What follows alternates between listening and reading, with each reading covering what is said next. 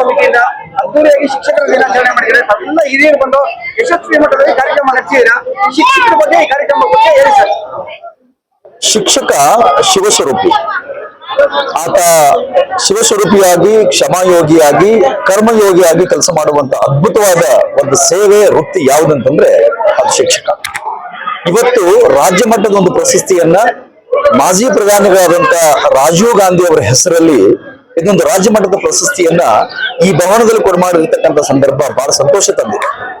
ರಾಜ್ಯದ ಪ್ರತಿ ಜಿಲ್ಲೆಯಿಂದನೂ ಕೂಡ ಬಹಳಷ್ಟು ಶ್ರೇಷ್ಠ ಮಟ್ಟದ ಅಧ್ಯಾಪನ ತಂತ್ರಗಳನ್ನು ಬಳಸಿ ಕೌಶಲ್ಯಭರಿತ ಅಧ್ಯಾಪಕನಾಗಿ ದೊಡ್ಡ ಹೆಸರುಗಳನ್ನು ಮಾಡಿರ್ತಕ್ಕಂಥ ಅಧ್ಯಾಪಕರಿಗೆ ಇವತ್ತು ಮಾನ್ಯ ಕರ್ನಾಟಕ ರಾಜ್ಯದ ಉಪಮುಖ್ಯಮಂತ್ರಿಗಳಾದಂತಹ DK ಶಿವಕುಮಾರ್ ಸಾಹೇಬರು ನೇತೃತ್ವದಲ್ಲಿ ಒಂದು ಅದ್ಭುತವಾಗಿರ್ತಕ್ಕಂಥ ಕಾರ್ಯಕ್ರಮ ನೆರವೇರಿದೆ. ಹಾಗಾಗಿ ಈ ಎಲ್ಲ ಅಧ್ಯಾಪಕರಿಗೂ ಕೂಡ ನಮ್ಮ ಸ್ನೇಹಿತರ ಪರವಾಗಿ ಮತ್ತು ಶಿಕ್ಷಕರ ಬಂಧುಗಳ ಪರವಾಗಿ ನಾವು ಅವರಿಗೆ ಶುಭಾಶಯಗಳನ್ನ ತಿಳಿಸ್ತಾ ಇದ್ದೀವಿ. ಧನ್ಯವಾದಗಳು.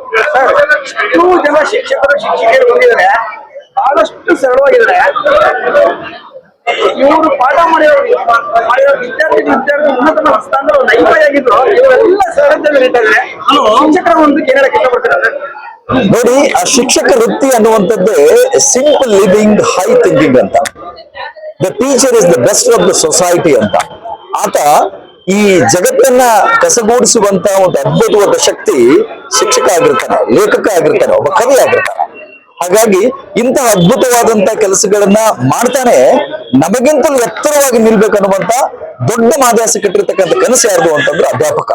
ಇವತ್ತು ದೇಶದ ಪ್ರಧಾನಮಂತ್ರಿ ಆಗಿರ್ಬೋದು, ರಾಷ್ಟ್ರಪತಿ ಆಗಿರ್ಬೋದು, ಅಥವಾ ಒಬ್ಬ IAS ಮತ್ತು IPS ಅಧಿಕಾರಿ ಆಗಿರ್ಬೋದು, ಇವರೆಲ್ಲರಿಗೂ ಶ್ರೇಷ್ಠ ಶಕ್ತಿ ಮತ್ತು ಬೆನ್ನೆಲುಬು ಯಾರಂತಂದ್ರೆ ಒಬ್ಬ ಕರ್ಮಯೋಗಿ, ಕ್ಷಮಾಯೋಗಿ ಶಿಕ್ಷಕ.